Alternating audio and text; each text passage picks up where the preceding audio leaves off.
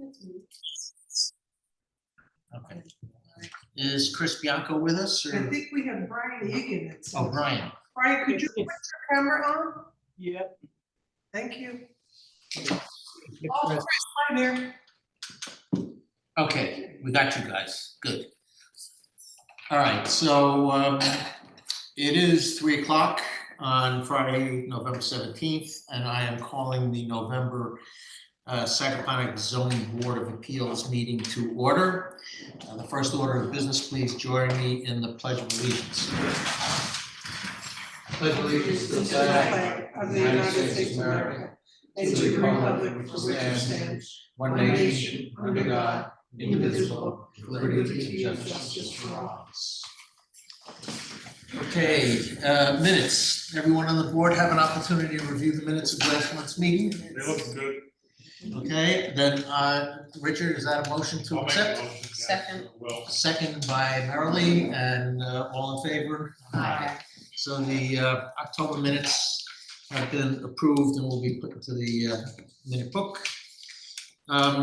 We are up to old business. Now, before we go to the individual decisions, couple of points. Number one, I think it's very interesting. We are rendering 3 decisions here, each of which illustrates very clearly the reason for a zoning board of appeals. We have an undersized lot. We have an oceanfront lot with various waterfront provisions, conditions, and then we have the FEMA regulations, all of which justify our reviewing whether the general rules that govern the village should apply to these particular properties. So we will now look at those individual decisions and see how we come out when faced with those issues. But Chris, we just got these decisions a day or two ago. I just got it yesterday, and it didn't really give us an opportunity to carefully review them and comment on them. And while I agree with the decisions, and we will go through them and adopt them, I think we really need to have the decisions farther in advance of the meeting, because we've just been discussing some of the language and some of the focus on the decisions that we might have wanted to refine, but I don't want to hold up their adoption. Yeah, I sent them on Monday, I believe. So, okay. No, I definitely will strive to get them at least a week earlier. But I definitely agree, especially when there's this many decisions on. Yeah, I mean, workload is workload. I understand that, but if we are going to adopt the decisions, we really want to have an opportunity to review them a little bit farther in advance. So item number 1 is 149 Seascape LLC with respect to a property at that address, Seascape Lane, application 7 of 2023. And this was an application for a 3rd story. We have had a number of these applications in this area, FEMA area, and in order to comply with FEMA regulations, homes need to be elevated to a height, which means that access is either through a lengthy and cumbersome outdoor stairway or through a conditioned space underneath the house, which allows for an elevator and a stairway, which technically constitutes a story under the code, but doesn't really add more habitable space to the home. And we generally allow variances under those circumstances, particularly where the size of the conditioned space is minimal and merely affords that access. So the point that I was just making with Chris is that the underlying facts justifying this decision are set forth and are there. However, the decision focuses to some extent, to a greater extent probably than necessary, on the height of the house, which is not in question as it does comply with the height restrictions, the 40 feet. the flat roof at the house. And the issue really had to do with what I was just discussing, the access to the house. In any event, based upon the findings, the factual findings, and the lack of substantiality to the request, the variance. The proposed decision is to grant the applicant's application. Even though it is technically 3 stories, it's really 2 habitable floors with the access. Does anybody have any comments on that? Well, it's just the pre-existing house didn't have an elevator, so now it does. So that's the big question I always have, you know. I mean, I know it's in the flood zone. I know there's extra steps, but is it necessary? I don't know. Well, Just throwing that out there, you know. yeah, well, okay. Say, So to the extent you're saying that they're adding the elevator, which necessitates this, it doesn't, that would create the need for the conditioned space underneath the house, which is the necessity of the variance, because without that, there could be an exterior stairway and there would be no 3rd story. which could be a created hardship of their own. Yeah. Self-created. Well, so there's an element of self-created hardship by putting in the elevator. On the other hand, people have a need for reasonable access to the house in bad weather. Yeah. It's sort of. No, I get it. I'm And just, also if they're impaired or aging, maybe walking up a long stairway to get to the house is certainly a justification for doing that. Okay, point taken though, that it is recognized in the decision that there is some degree of self-createdness, but I'm willing to entertain a motion at this point to adopt the resolution and grant the variance. I hear So something. motion. I'll second that motion. All in favor? Aye. Okay, so that's unanimous.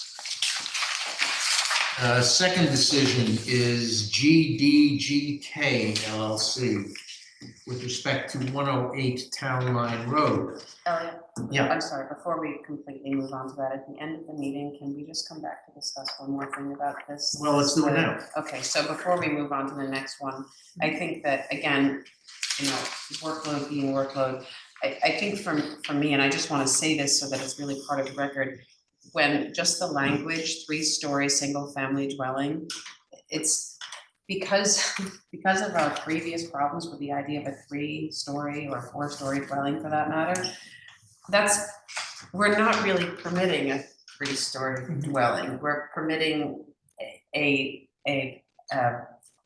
variance that allows for a very small amount of conditioned space that, I get it, under code, by definition, is a story, but it is not a dwellable space. It's not habitable space. Yeah, and so I just wonder if the word, if there's some, because that sentence troubles me I greatly agree to with you. vote, That's to the vote. lawyer, that's his first opening statement was about a 3-story dwelling.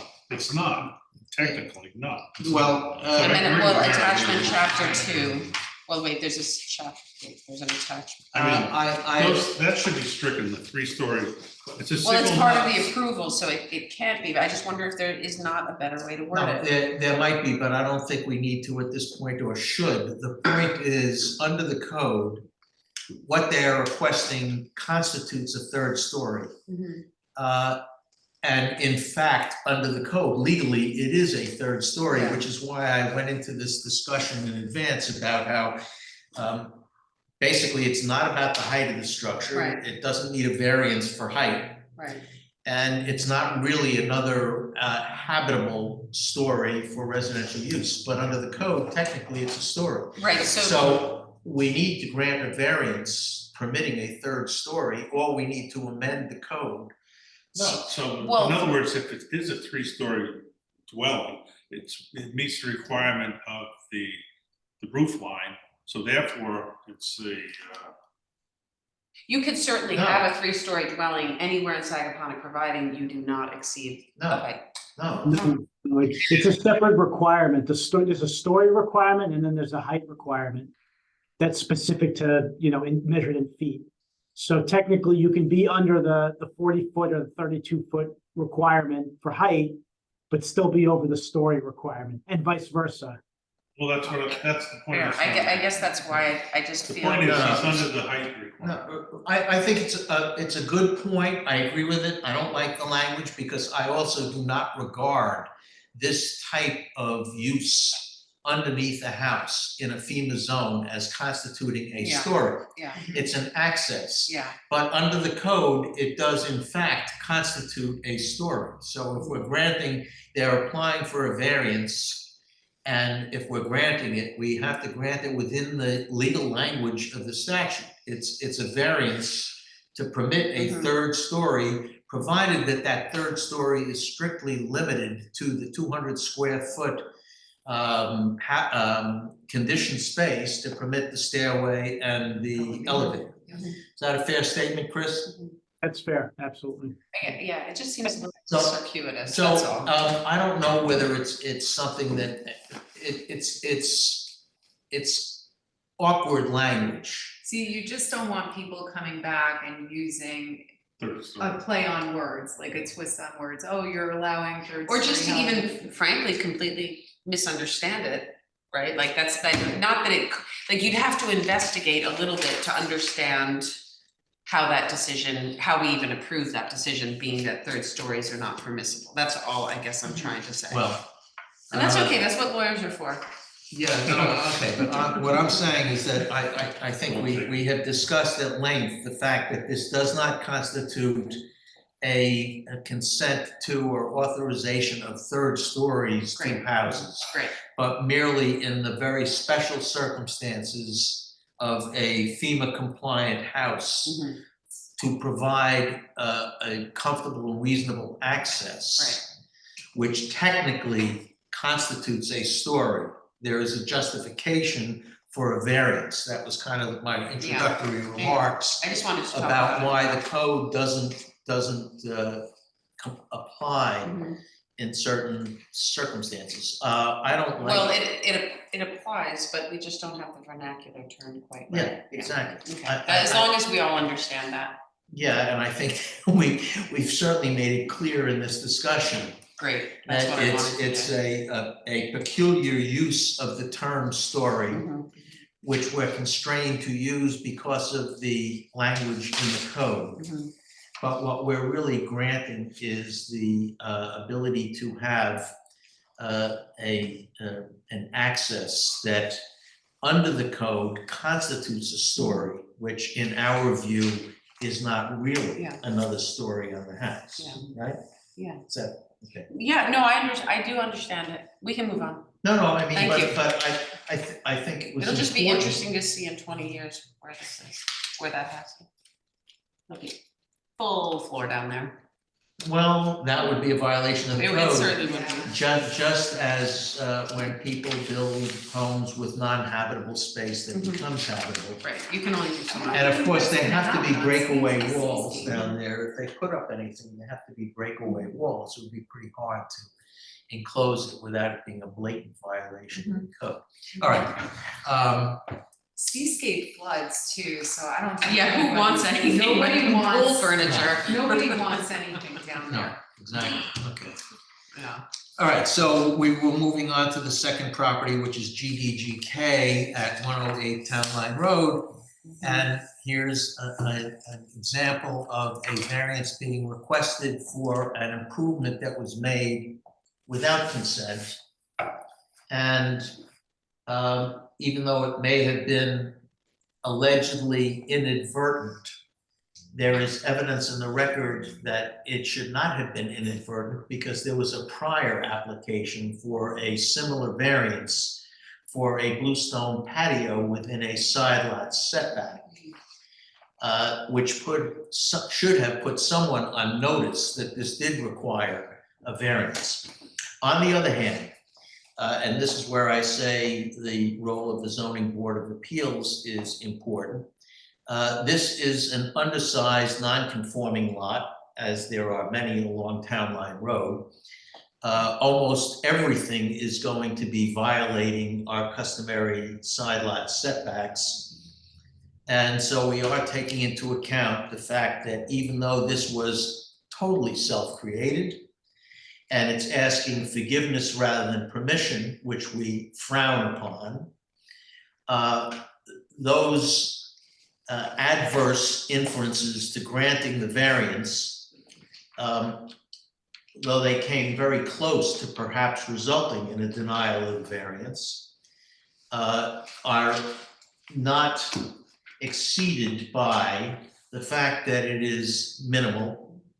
It is not visible, it's not changing the environment, it's not adverse to the neighborhood.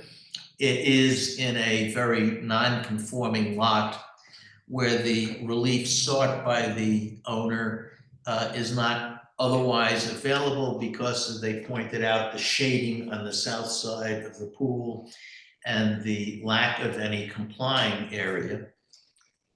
So it is proposed that, notwithstanding the violation of the code and then seeking forgiveness as opposed to permission. So the code in Southampton town allows us, right, to have a patio in sand or ground without a permit, right? I Or don't did think they that's change that anymore. too? Yeah, I don't know. So when did the village adopt that? They adopted it, or the town adopted it? It used to be legal. Well, it was It's never just a legal question. under the Sagaponic Code. Yeah, A patio has always been included, considered an improvement that requires a permit. It all depends on how you define structure, and some municipalities will give leeway on that definition so that things like patios below a certain grade do not count. Others basically include just about everything. I think Sagaponic's code includes a lot, that would be defined as a structure. So because of that, something like this can get roped in, and you have to get the variance for it. So this is at grade level. It is relatively unobtrusive. I think what was somewhat annoying was the fact that they knowingly sought the variance for the bluestone outdoor shower, which was within the side lot, and then went ahead and constructed this without. so what do we do in that case? Do you just send them a fine for that? Well, I think, what do they? Well, they could require it to be removed because it's not compliant, but they're seeking the variance to legalize it now I thought after the fact. John said that the building permit is doubled when it is That's right. yeah. They charge a higher fee, yeah, if it's something they didn't seek approval for initially. Right. So if it's. I guess that's fair enough, right?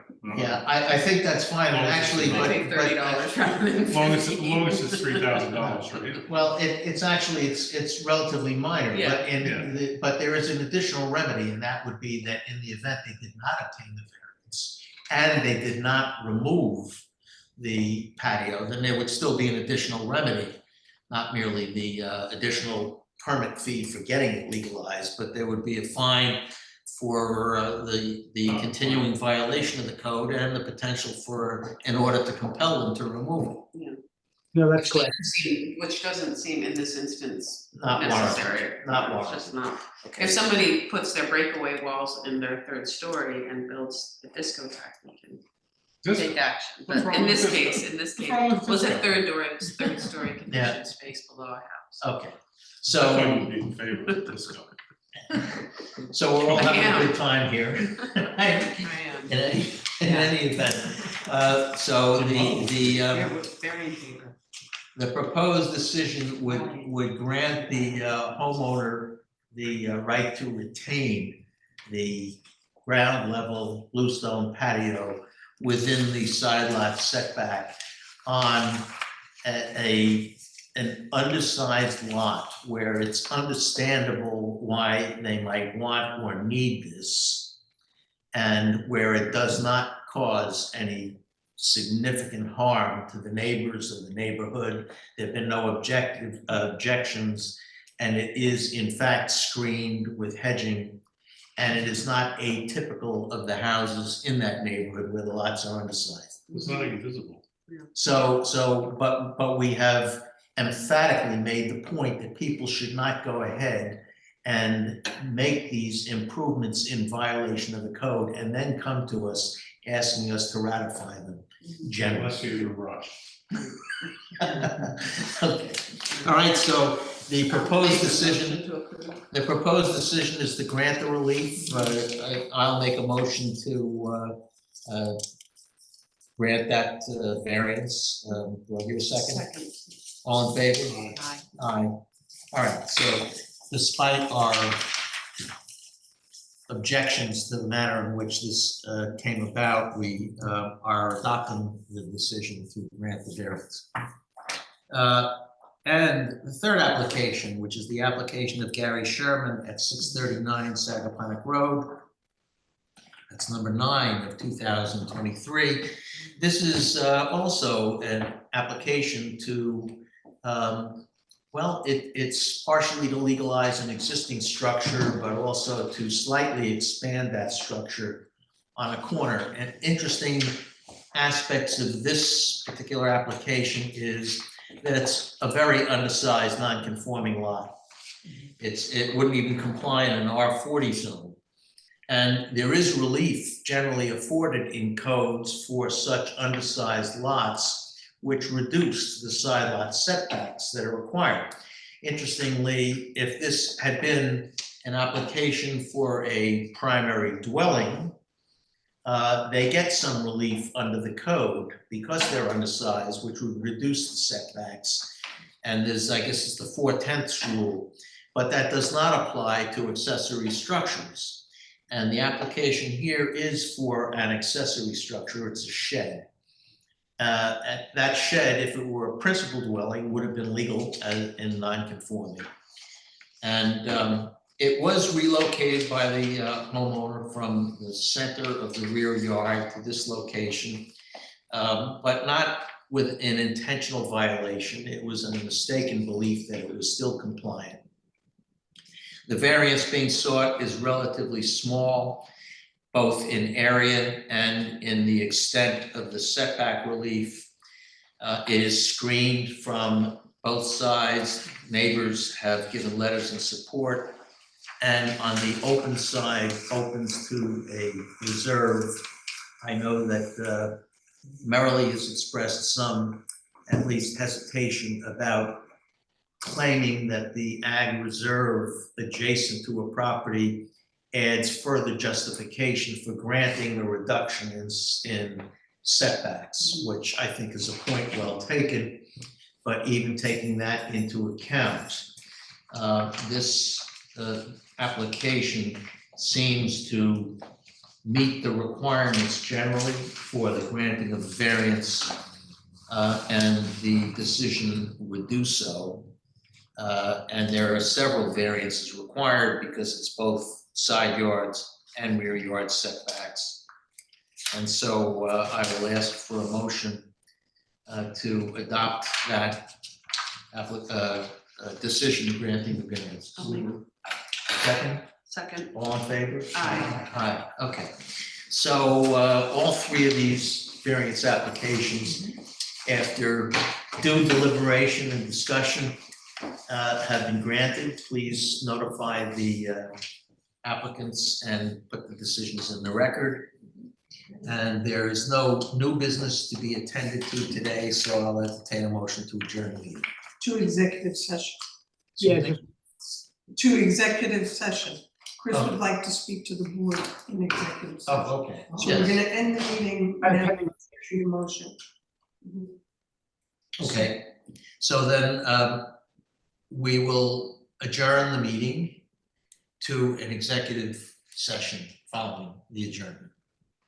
Okay. Second, Second. all in favor? Aye. Aye, okay.